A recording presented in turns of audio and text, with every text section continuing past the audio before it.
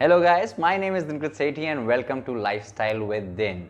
On the 33rd episode of D-TALkS, I'm going to bring you 7 ways of either starting off or enhancing your digital brands. We live in a post-lockdown era, everyone is going online. These 7 advices will help you either start off creating a digital brand or take it further in the best way possible. So stay tuned. Roll credits.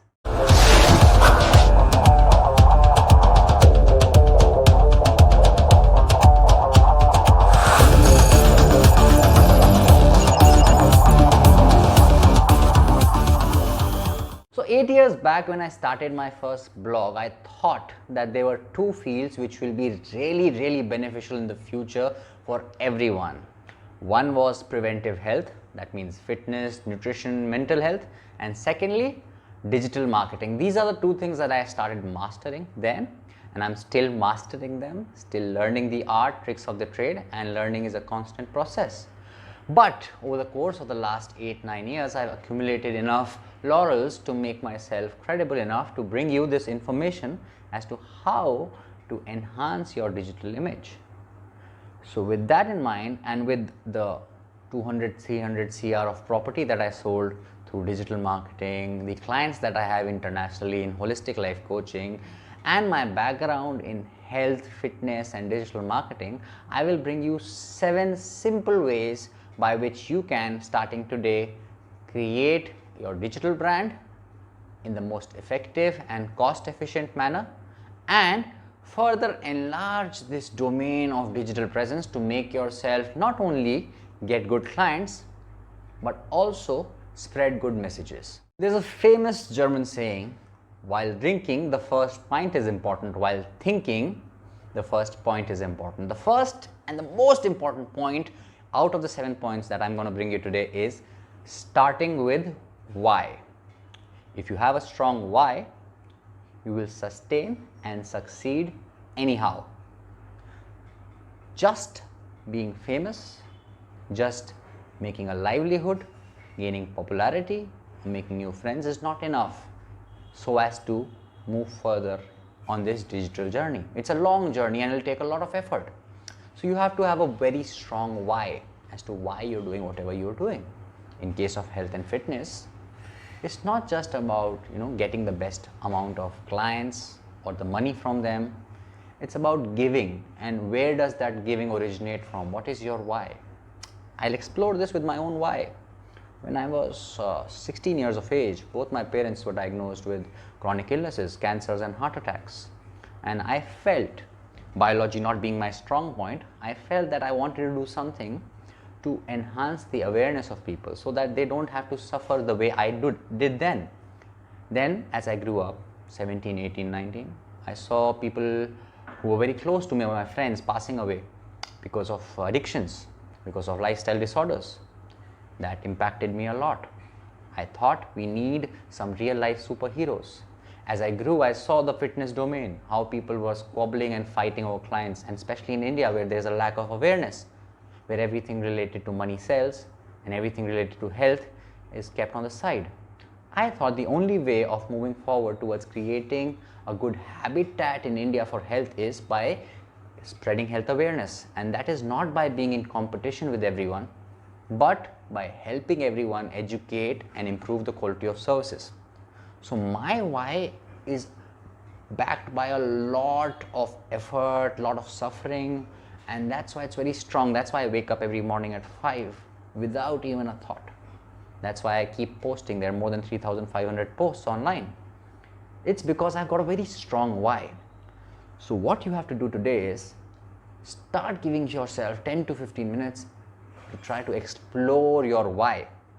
In whatever you do, with a strong why, you will succeed anyhow.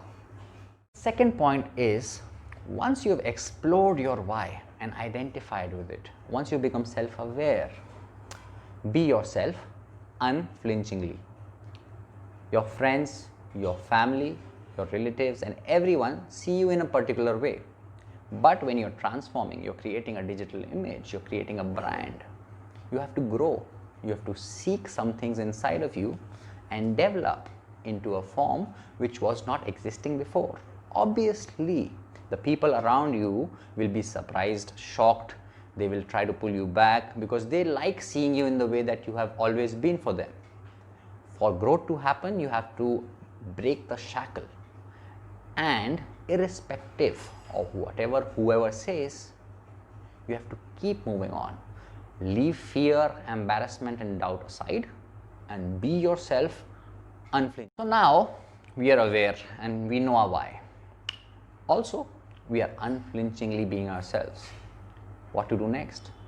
Use the tools around you. To create a digital brand, you will need digital tools. The mobile, the internet, very important. But there's a correlation between the internet and your brain and thoughts.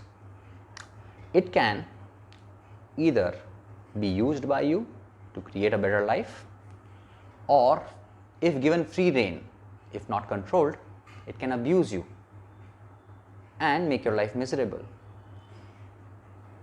Mindfulness and meditative practices help you use your mind better.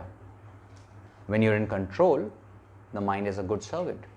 But when you let it become the master, it takes control over your life. This is just the case with all your digital and internet life. Once you're controlling it, once you're using it to your advantage, you can change the world. But if you let it and allow it to master you, then you will fail because there are so many distractions, disturbances which will take away all your time, all your energy. So when it comes to digital health, your hygiene, digital hygiene, what you're consuming, how you're consuming it, all the people you spend your time with online is very important.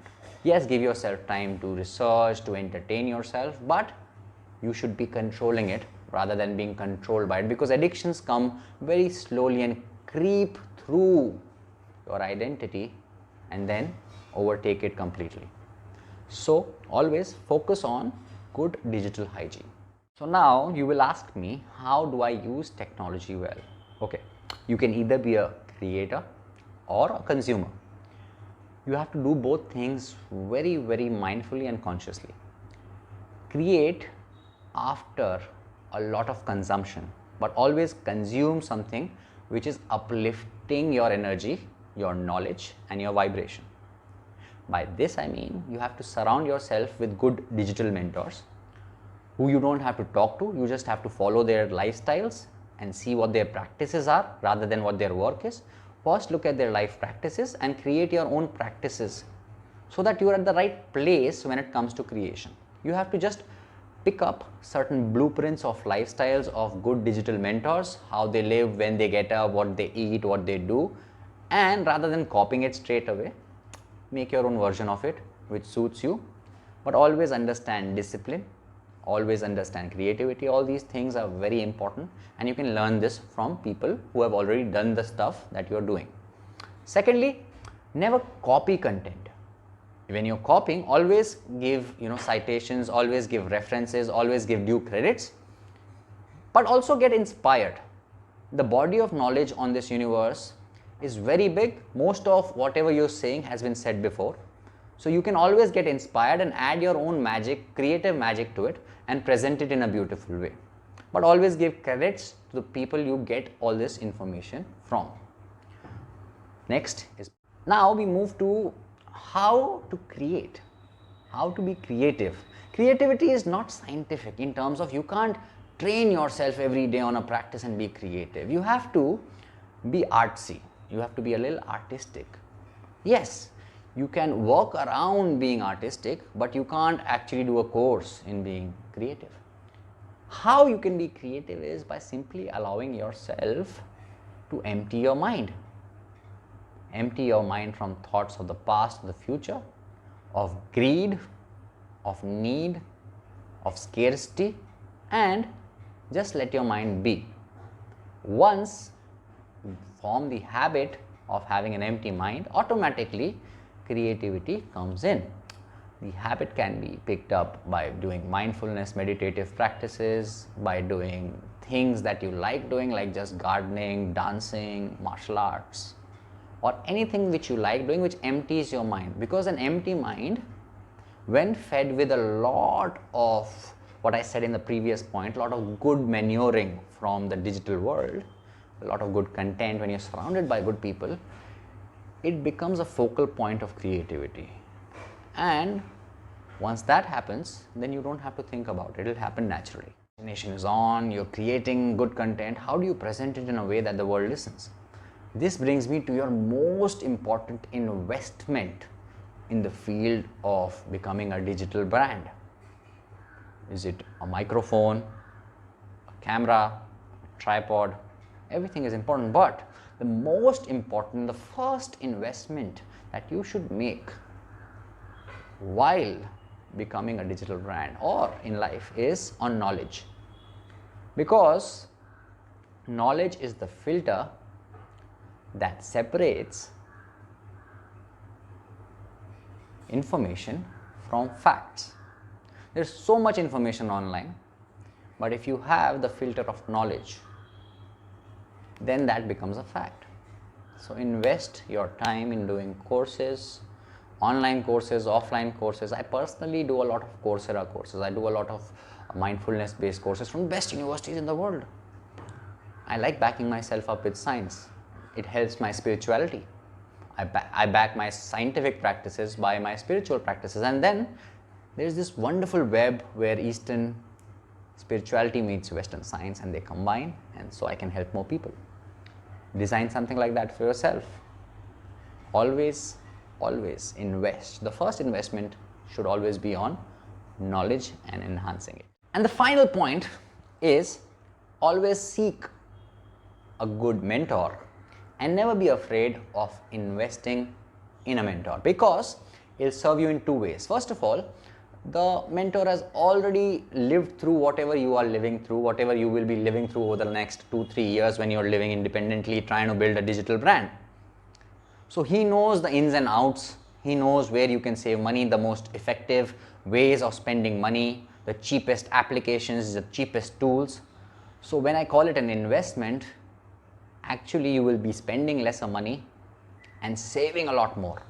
Secondly, time is more important than money, because time can make money, money can't make time. What a mentor does is, by creating a specific system for you, he helps you save a lot of time which you would have spent on researching, trial and error, exploring all these aspects. So you're saving two ways. And I'll also say that with my mentoring, when I mentor people in digital marketing on different domains, especially in health and lifestyle, I don't limit myself to health and lifestyle. I mentor everyone because I am good at reading businesses and taking them forward. But I have this specific soft spot for health and lifestyle because I want to upgrade the practice of the industry, because it eventually benefits me.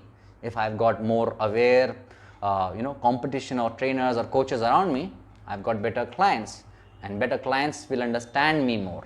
That's how we create more value in our field. So for me, health and lifestyle is a very soft spot that I carry. And for them, what I try to do is I give them the skill set and the tool set which I never had when I started, which was really important, because actual learning starts once you're done with your school, you're done with your college degrees, you're done with your certificates and courses at institutes. That's when you start self-learning, and that's very effective. So along with giving them systems and tools and kits, I also give them resources to read and upgrade themselves, videos to watch, mentorship programs to look at, and other aspects that will help them explore whatever is happening online. In the digital world, it keeps enhancing and changing every moment to moment. There are a lot of trends that are happening, so we have to actually train the eye of our mentee so that they can read between the lines, they can see what's going on. And eventually, with practice, I think most of my mentees, they end up doing better than me because they have a better knack of business. It's just that they're lacking the tools, they're lacking the structure, they're lacking the accountability to get started. So whether it be being camera shy, learning how to speak in front of the camera, whether it be designing good mailers, flyers, programs, whether it be setting up good paid or unpaid marketing programs, all of those things are possible. They are all part and parcel, but it always starts with helping someone explore the first 6 points. The first point being really important when we discuss a lot about the why and self-awareness and meditation and mindfulness. So that is very important for me when it comes to connecting with a client, to help them explore their why, and then developing a template, a very good blueprint for them which they can practice, and always being there to be accountable for them. That is why mentorship is a very gratifying experience for me, and I look forward to being a mentor to others. And also I have full respect and grace for all the people who have mentored me in my journey. And it's a journey where, you know, the torch from the higher part passes off through us to someone else. And that's how I have learned, and that's how I will continue to learn. With that being said, we come to the end. If you like this, please like, share and subscribe. I will be bringing you more valuable digital tips. If you want to enroll to my program, you can contact me, info@dinkrit.com, or you can find all of my social media links below. I hope you have a wonderful day. Take care. Much love.